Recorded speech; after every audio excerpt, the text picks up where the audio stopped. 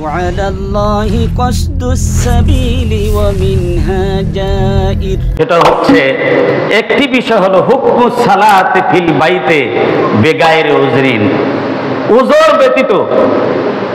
উজর ব্যতীত যদি কেউ ইচ্ছা করে ঘরে বসে ফরজ নামাজ আদায় করে, সুন্নাত মুস্তাহাব না, কি নামাজ? কি নামাজ? কোনো উজর নাই, কোনো সমস্যা নাই, কোনো সমস্যা ছাড়াই যদি নামাজ পড়ে তাহলে তার নামাজ আদায় হবে কিনা? قال النبي صلى الله عليه وسلم من سمع النداء فلم يأتي فلا صلاة له إلا من عذر। হাদিস থেকে এর উত্তর আমরা খুঁজে বের করলাম। নবী করিম সাল্লাল্লাহু আলাইহি সাল্লাম বলেছেন, মান সামিয়ান নিদা, যে ব্যক্তি শোনে নিদা, নিদা অর্থ আযান, নিদা অর্থ কি? আযান। আযান, যে ব্যক্তি আযানের আওয়াজ শুনবে, ফালামিয়াতি ইয়ানি ফালামিয়াতিল মসজিদা লে আদাইল সালাতে মাল জামাতে, জামাতের সাথে সালাত আদায় করার জন্য মসজিদে প্রবেশ করলো না, ফালা সালাত লাহু, তার কোনো নামাজ নাই, তার নামাজ আদায় হবে না। অন্য কোথাও পড়লে, ঘরে বসে পড়লে, ইল্লা বিন উযরিন, তবে ওজর ব্যতীত।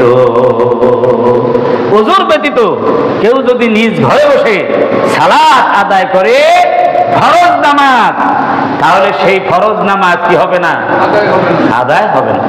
হাদিস কিলা ইবনে আব্বাস, এই হাদিসের রাবি হলো আব্দুল ইবনে আব্বাস রাদিয়াল্লাহু তাআলাকে জিজ্ঞাসা করা হলো, মা হুয়াল উযরু, উযরটা কি? কোন উযরের কারণে মসজিদে না এসে ঘরে বসে নামাজ পড়তে পারে? মা হুয়াল উযরু ক্বালা খাউফুন আও মারজুন, ভয় ভীতি যদি থাকে, জীবনের নাশকতার আশঙ্কা যদি থাকে, জীবনের চোর ডাকাত যদি থাকে, শত্রু যদি থাকে, এরকম হিংস্র জানোয়ার যদি থাকে, এই ভয়ে, মানে বিশেষ করে ফজরের নামাজের সময়, ঠিক না, যদি এরকম থাকে তাহলে ঘরে বসে নামাজ পড়লে কোনো রকম আদায় হবে, তবে এক রাকাতের সওয়াব পাওয়া যাবে। আর মারজুন, অথবা এমন অসুস্থতা যাতে করে মসজিদে যাওয়া যায় না, এরকম কঠিন অবস্থা যদি হয়, সামান্য একটু নাকে ভিন বাজছে, সেলেসমা আসছে, একটু হুক্কুর করে কাশ মারলেন আর বললেন যে মসজিদে যাওয়া যাবে না, এটা কোনো অসুস্থতা নয়। যে জ্বরে কাঁপুনি আসবে, পায়ের বল কমিয়ে দেবে, মানে মসজিদে আসা যায় না, সেই রকম অসুস্থতা হইতে হবে। ধরে বলেন ঠিক কিনা? শোনেন তাহলে,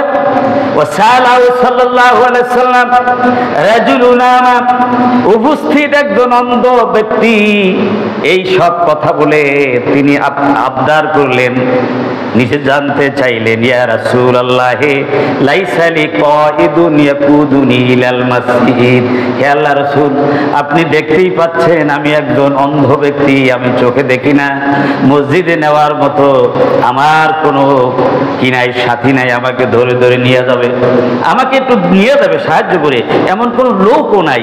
তাহলে বলেন, ফাহাল্লি মিন রুখসাতিন, তাহলে আমার জন্য কোনো অবকাশ আছে কি? মসজিদে গিয়ে জামাতে না পড়ে ঘরে একটু আদায় করতাম, আর মুসাল্লিয়া ফি বাইতি, আমি ঘরে বসে নামাজ পড়বো, এইটু একটু বলেন, আপনি আমাকে একটু মানে সহযোগিতা করেন। ফাকালা আলাইহিস সালাতু ওয়াস সালাম, নবী করিম সাল্লাল্লাহু আলাইহি ওয়াসাল্লাম বললেন, আচ্ছা শোনো, হাল তাসমাউন নিদা বিস সালাহ, তুমি কি মসজিদে আজান শুনতে পাও কিনা? নামাজের আজান ওয়াক্ত মোতাবেক তুমি বুঝতে পারো কিনা, যেটা জোহরের আজান দিছে, আসরের আজান দিছে, মাগরিবের আজান দিছে? কলা না, হে আল্লাহ রাসূল, আমি শুনতে পাই, বুঝতে পারি। কলা ফাজিব, তাহলে তুমি জবাব দাও। তুমি কি দাও? জবাব দাও। আজানের জবাব কয় প্রকার? জোরে বলেন কয় প্রকার? একটা হলো কৌলি, মুয়াজ্জিন সাহেব যা বলবে আমরা তা বলবো, ঠিক না? আর একটা হলো ফেলি, কাজের মাধ্যমে, সেটা হলো মসজিদে এসে জামাতে হাজির হওয়া। এখানে সেইটাই বলছেন যে তুমি মসজিদে হাজির হও। এর মানে কি? যে অন্ধ হওয়ার পরও সে অবকাশ পাইল না, কারণ কি? আল্লাহ রসুল বলছেন যে তুমি আজান শুনতে পাও কিনা, বুঝতে পারো কিনা। তাহলে বোঝা যায় ওই মহল্লায় সে বসবাস করে, সে তো নামাজ ছাড়াও ঘর থেকে বের হয়, ঠিকই না?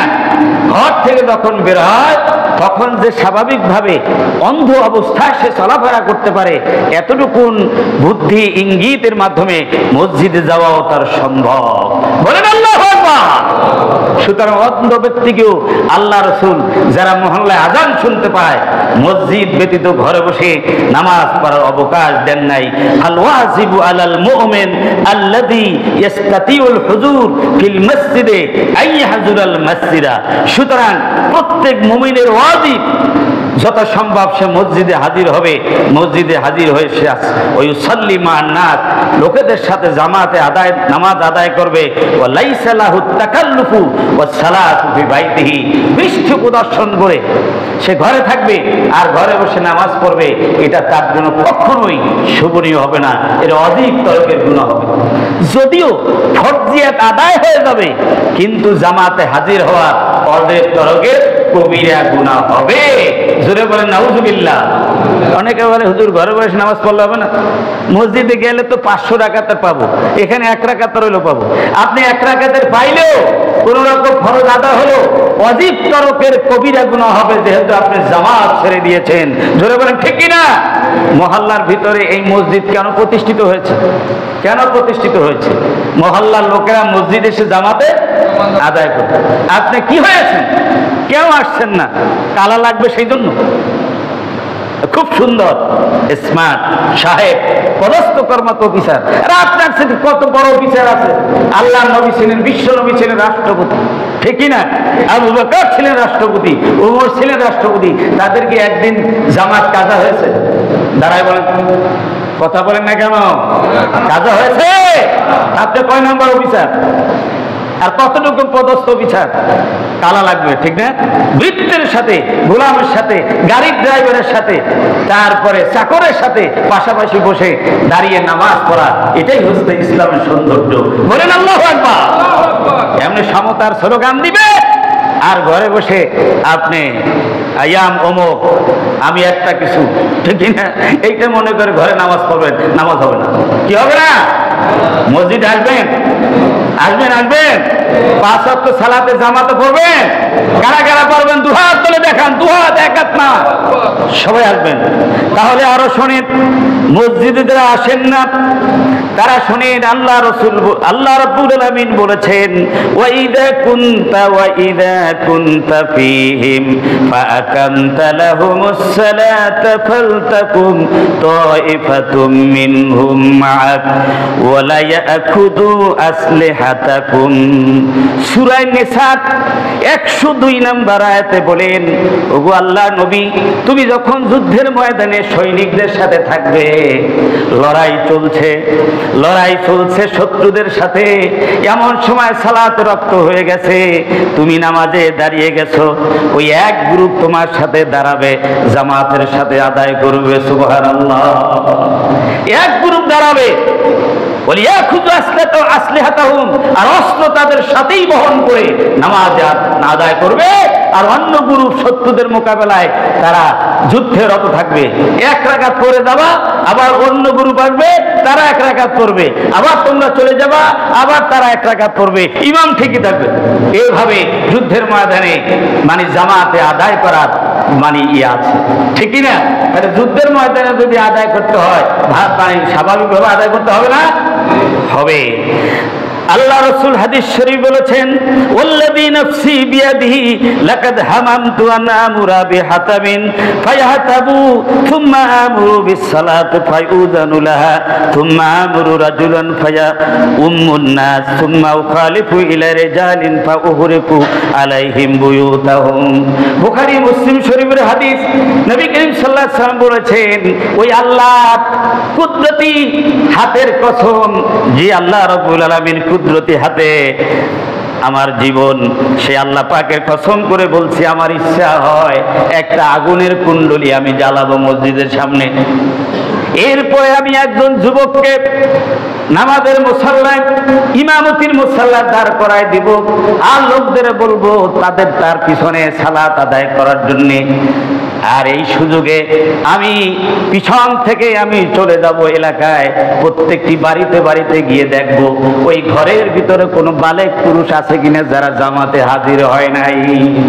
আমি যদি কোনো ঘরে পাই শিশু আর নারী ছাড়া যদি পুরুষ পাই যারা জামাতে হাজির হয় নাই, তাহলে আলাইহিম বুয়ুতাহুম, তাদের ঘরগুলিকে আমি আগুন দিয়ে জ্বালাইয়া দিব। বলেন নাউযুবিল্লাহ। ঘরে বসে যারা নামাজ পড়েন, কতটা অশনি সঙ্গে আল্লাহ রাসূলের কতটা ক্ষোভ যে আপনাকে শুদ্ধা, বেনামাজিকে শুদ্ধা, জামাত তরকারীকে শুদ্ধা, তাকে জ্বালিয়ে দেওয়ার ইচ্ছা করছেন রাহমাতাল লিল আলামিন। বুঝতে পারছেন? তাহলে ঘরে বসে নামাজ পড়া যাবে না। পড়বেন ঘরে বসে না মসজিদে? সবাই বলেন, মুখ খুলে বলেন, কোথায় পড়বেন? মসজিদে জামাত। এরপরে